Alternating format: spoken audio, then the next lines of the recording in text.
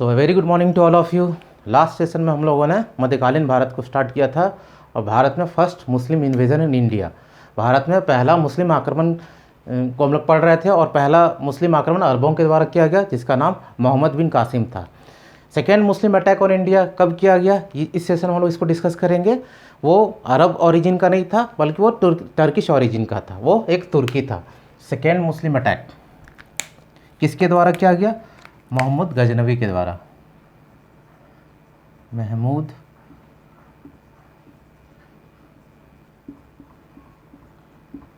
गजनवी के द्वारा।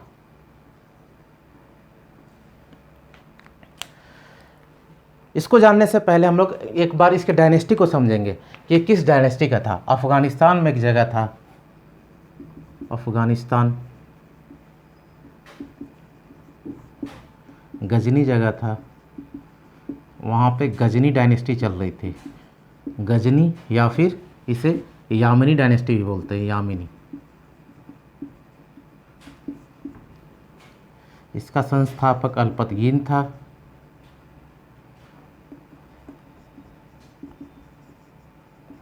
सिंस इसका कोई उत्तराधिकारी नहीं था तो इसने अपने गुलाम को ही अपना उत्तराधिकारी बनाया, इसका नाम सुबुक्तगीन था। सुबुक्तगीन का ही बेटा महमूद गजनवी था जिसने भारत पर अटैक किया, आक्रमण किया। उस समय भारत की क्या स्थिति थी? पिछले ही हम लोग सेशन में डिस्कस किया कि भारत एक बहुत समृद्धशाली देश था, लेकिन यहाँ पर एकता की बहुत ज़्यादा कमी थी। यहाँ के आपसी राजाओं में बहुत ज़्यादा फुट पड़ा हुआ था और यहाँ बिल्कुल एकता नहीं थी। ये जब मोहम्मद बिन कासिम ने यहाँ पर अटैक किया उस टाइम भी दिख रहा था, एक दरवाज़ा खुल चुका था। दाहिर के समय पर उसने अटैक किया था। तो ये जो बात थी ये धीरे धीरे पूरे हर जगह फैलती गई कि यहाँ के लोगों में एकता की कमी है और आसानी से यहाँ पर अटैक करके यहाँ लूटपाट किया जा सकता है। सिंस ये बहुत प्रोस्पेरस था, बहुत समृद्धशाली था, तो उन लोगों का एक ही मकसद, जितने भी आक्रमणकारी थे उनका एक ही मकसद था यहाँ पर आक्रमण करके यहाँ लूटपाट मचाना, ना कि यहाँ की आके शासन करना। यहाँ के मंदिर थे, धर्मस्थल थे, वो बहुत समृद्धशाली हुआ करते थे। मेनली वो लोग उसी पर अटैक किया करते थे और वहाँ पर जितनी चीज़ें थी उसको लूटपाट करके वापस चल जाया करते थे। तो ये सुबुक्तगीन ही बीच बीच में छिटपुट अटैक किया करता था भारत पे। भारत का जो एक्सपेंशन था, साम्राज्य था, लगभग पेशावर तक था, पेशावर तक था। और यहाँ पर शासन कर रहा था उस समय जयपाल, सिंध। थल मार्ग के लास्ट सेशन हम लोगों ने डिस्कस किया है, भारत में प्रवेश करने का रास्ता जो थल मार्ग के थ्रू कोई भी आ सकता था वो सिंध के थ्रू आ सकता था। और वहाँ पे इस समय कौन रूल कर रहा था? जयपाल। मोहम्मद बिन कासिम के समय कौन रूल कर रहा था? दाहिर। तो ये पेशावर पे छिटपुट अटैक किया करता था, शायद यहाँ से वो अंदर घुस सके, लेकिन जयपाल इसके अटैक को हमेशा विफल कर दिया करता था। फाइनली 997-98 में, 997, 98 में सुबुक्तगीन ने अटैक किया भारत पर, मीन्स पेशावर पर, and Jaipal defeated him. Jaipal ने उसको हराया, पराजित किया, एंड किल्ड हिम, और उसको मार दिया। तत्पश्चात उसी का पुत्र महमूद गजनवी सिंहासन पर, कहाँ के सिंहासन पर? गजनी जो जगह थी उसके सिंहासन पर बैठा और उसने ये कसम खाई कि जब तक वो जिंदा रहेगा तब तक वो भारत पर हर एक साल एक आक्रमण करेगा, और लगभग उसने हर एक साल आक्रमण भारत पर किया। तो महमूद गजनवी जब सिंहासन पर बैठा 1000 में, ऑलमोस्ट 998 इनफैक्ट, अपने पिता की डेथ के बाद, तो पहला अटैक उसने 1000 ईस्वी में पेशावर में किया। पेशावर, अगेन राजा कौन था? जयपाल। ये युद्ध विदाउट एनी रिजल्ट,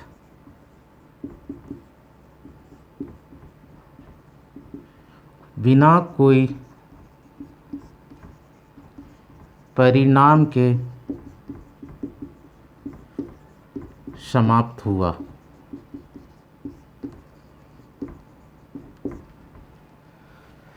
अगला अटैक उसने फिर 1001 ईस्वी में किया। फिर अटैक किस पे था? जयपाल पर। इस युद्ध में उसने ही defeated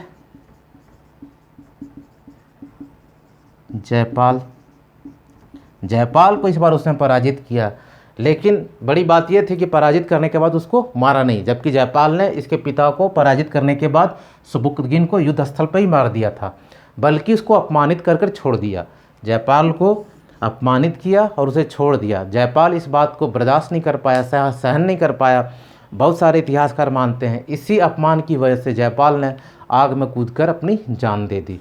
Jaipal killed himself by throwing him into the fire. Jaipal ने आग में कूदकर अपनी जान दे दी। इसके बाद उसने जिहाद का नारा लगाया।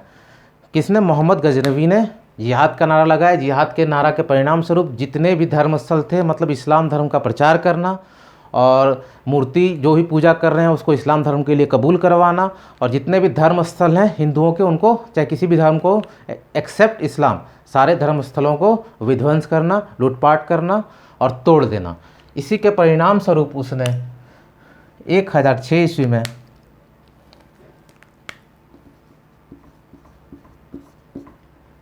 Attack on Nagarkot temple, attack on Nagarkot, Hindi में लिखेंगे ज़्यादा अच्छा रहेगा, दोनों में लिखता हूँ, attack on Nagarkot temple. Nagarkot कहाँ है? ये हिमाचल प्रदेश के कांगड़ा में है। इस मंदिर को तोड़ा, यहाँ पर लूटपाट मचाई और लेके गया वो। नगरकोट मंदिर पर आक्रमण किया।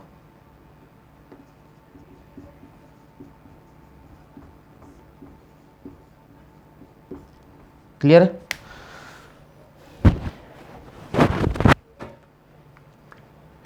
एक 1008 ईस्वी में फिर से वो अटैक करेगा, क्योंकि जो इम्पॉर्टेंट अटैक्स हैं मैं उन्हीं को डिस्कस कर रहा हूँ और जो एग्जामिनेशन पॉइंट ऑफ व्यू से ज़्यादा इंपॉर्टेंट है। जैसा उसने कसम खाकर बैठा था कि हर एक साल अटैक करेगा, ऑलमोस्ट उसने हर एक साल भारत पे अटैक की, लेकिन एग्जामिनेशन पॉइंट ऑफ व्यू से जो इम्पोर्टेंट है उसी को हम लोग डिस्कस करेंगे। 1008 ईस्वी में इसने डिफीटेड आनंदपाल,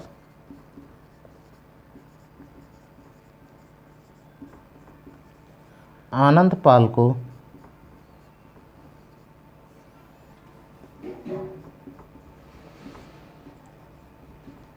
हराया। ठीक है। अगला attack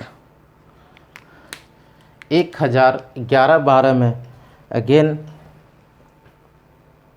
1 second,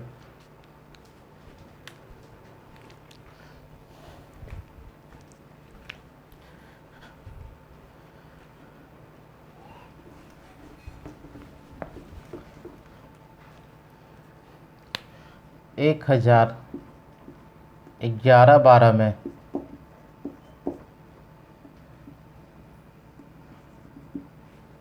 attack on Mathura and Ujjain, attack on Mathura and Ujjain. Mathura और उज्जैन पर अटैक किया। क्या मेन इसका मोटो था? क्योंकि ये भी मथुरा और उज्जैन में बहुत सारे मंदिर थे और हिंदुओं का धर्मस्थल था, इसलिए वहाँ के मंदिरों को तोड़ा और डिस्ट्रॉय कर दिया, और वहाँ पर जितने भी इंपॉर्टेंट और प्रीशियस गोल्ड वगैरह के जो मंदिर बने हुए थे, इनफैक्ट पहले का मंदिर के दरवाजे भी गोल्ड के बना हुआ करते थे, मूर्ति तो होते ही थे, तो उनको ले गया, वहाँ उठाकर तोड़ फोड़ किया, मंदिर को उठा के ले गया। 1014 ईस्वी में, जो ये भी एक इम्पॉर्टेंट अटैक है एग्जामिनेशन पॉइंट ऑफ व्यू से, स्थानेश्वर। स्थानेश्वर क्या है? Sthaneshwar temple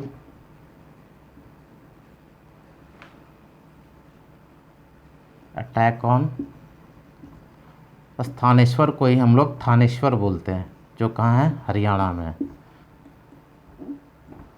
temple, Sthaneshwar temple पे अटैक किया और वहाँ चक्रस्वामी गॉड का जो मूर्ति था उसे बाहर निकलवाया। चक्र स्वामी, लॉर्ड चक्र स्वामी, ये मैं इसलिए लिख रहा हूँ एग्जाम में पूछा गया है। लॉर्ड चक्र स्वामी किसका नाम है? लॉर्ड चक्र स्वामी एक्चुअली लॉर्ड कृष्णा का ही नाम है, यानी भगवान कृष्ण का ही नाम है।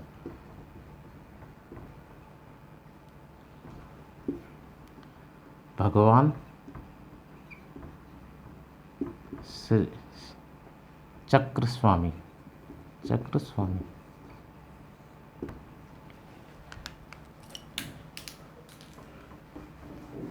और इस मूर्ति को बाहर निकालने के बाद इसे घोड़ों से, सॉरी हॉर्सेस से, घोड़ों से रौंद डाला। ही जस्ट क्रस्ट द आइडल, घोड़े से मूर्ति को रौंद डाला, घोड़े से मूर्ति को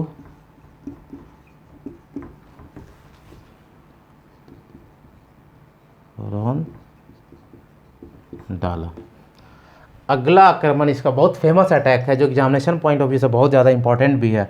1025 में किया, 1025 इन सोमनाथ टेम्पल। सोमनाथ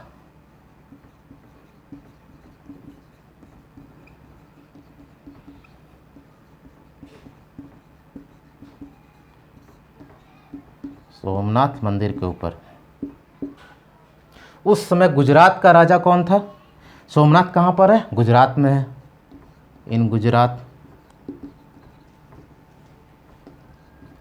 वहाँ का राजा कौन था? भीम।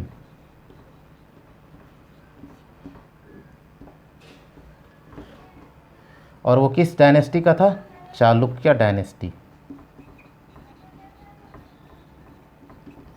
चालुक्य वंश का राजा था।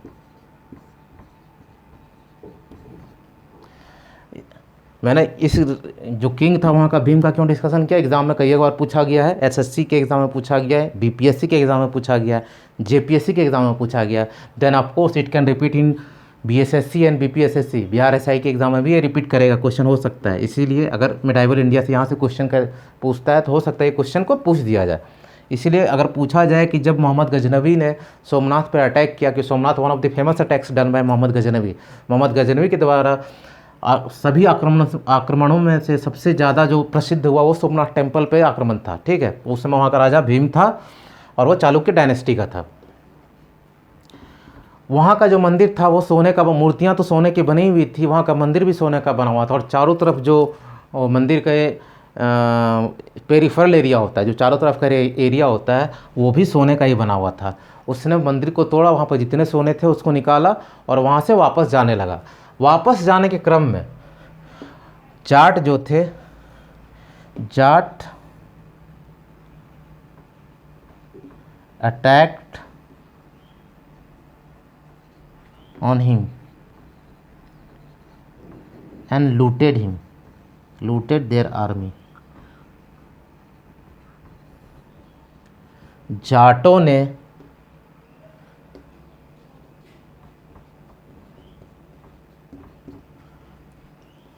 उसकी सेना पर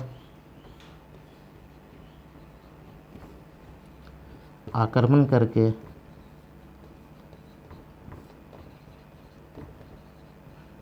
लूट पाट किया, जो भी वो लूट कर यहाँ से ले जा रहा था, जैसे सोमनाथ टेम्पल से।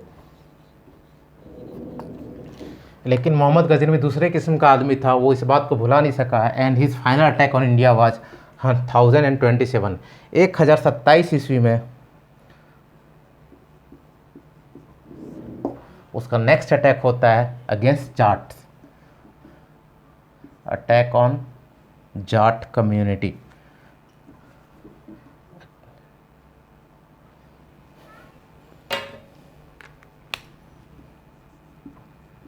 Attack on Jat community.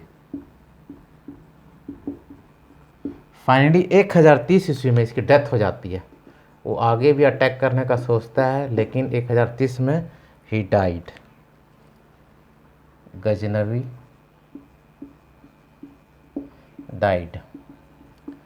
This is all about Mohammad Ghaznavi. यही मोहम्मद गजनवी का भारत पे आक्रमण किया था, और जो कुछ इंपॉर्टेंट फैक्ट्स थे जो हमारे एग्जामिनेशन पॉइंट ऑफ व्यू से थे उनको हम लोगों ने डिस्कस किया। एक और फैक्ट है कि मोहम्मद गजनवी एक ऐसा रूलर था मुस्लिम जिसने पहली बार अपने आप को किससे टाइटल दिया, अपने आप को गाजी और सुल्तान के नाम से अपने आप को टाइटल किया।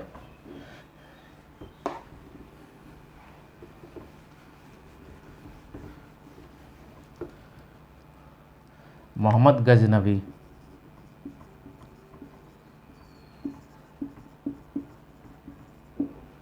was the first Muslim ruler who gave himself a title of सुल्तान और गाजी। ठीक है, दो पहला सुल्तान, ये सुल्तान की उपाधि खलीफाओं के द्वारा दी जाती थी। लास्ट सेशन में हम लोगों ने डिस्कस किया खलीफा किनको बुलाया जाता था, इस्लाम के धर्म गुरुओं को। और ऑफिशियली फर्स्ट सुल्तान हमारे देश का कौन था? इल्तुतमिश था। लास्ट सुल्तान कौन था? इब्राहिम लोदी था, जो ऑफिशियली दिया गया था। ठीक है, तो ये खुद से इसने अपने आप को लिया था। मोहम्मद गजनवी ने जो टाइटल लिया खुद से अपने आप को दिया था, ये खलीफाओं के द्वारा नहीं दिया गया था। इससे रिलेटेड कुछ बुक्स हैं, उससे हम लोग डिस्कस कर लेते हैं। जैसे इनके साथ कौन कौन आया था? फर्स्ट टाइम अल बैरूनी आया था।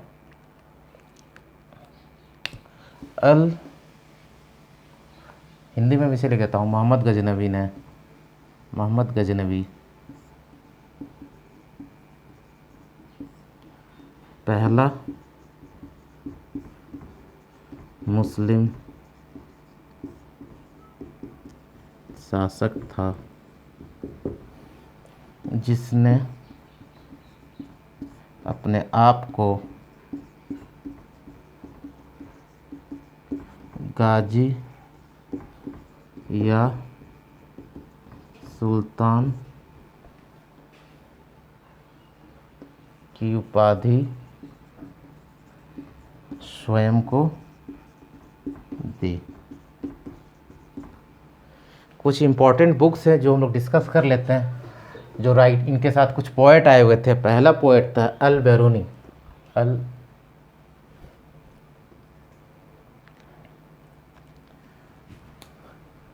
अल बैरूनी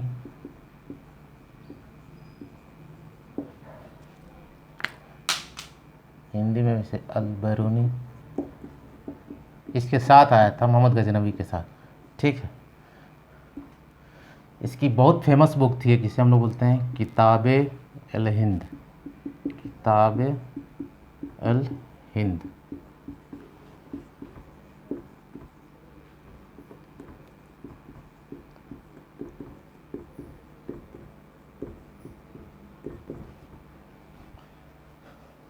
फिरदौसी सेकेंड वन, फिरदौसी। इनके द्वारा जो लिखी गई बुक थी फिरदौसी। शाहनामा, शाहनामा।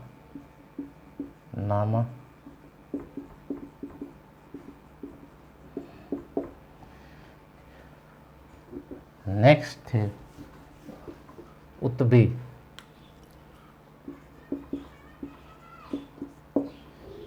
इन्होंने चचनामा को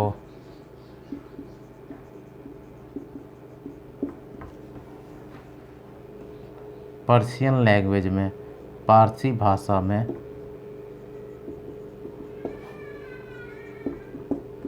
अनुवादित किया।